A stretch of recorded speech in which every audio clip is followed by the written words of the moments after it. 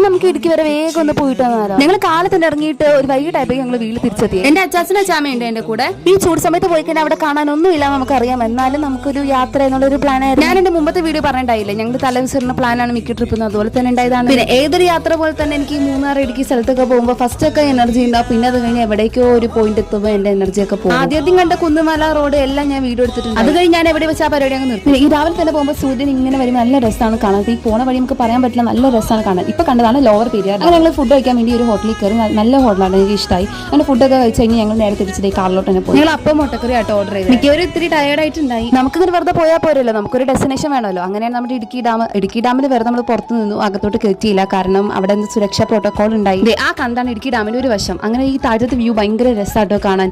മഞ്ഞില്ലെങ്കിലും എന്താ, ഇവിടെ ചൂടാണെങ്കിലും അത്യാവശ്യം നല്ല ചെറിയ രീതിയിലൊരു തണുത്ത കാറ്റ് വരുന്നുണ്ട്. സബ്സ്ക്രൈബ് ചെയ്യാത്തവരാണെങ്കിൽ സബ്സ്ക്രൈബ് ചെയ്ത് സപ്പോർട്ട് ചെയ്യണേ. അപ്പൊ അടുത്ത വീഡിയോ ആയിട്ട് വരുന്നവരെ ബൈ ബൈ.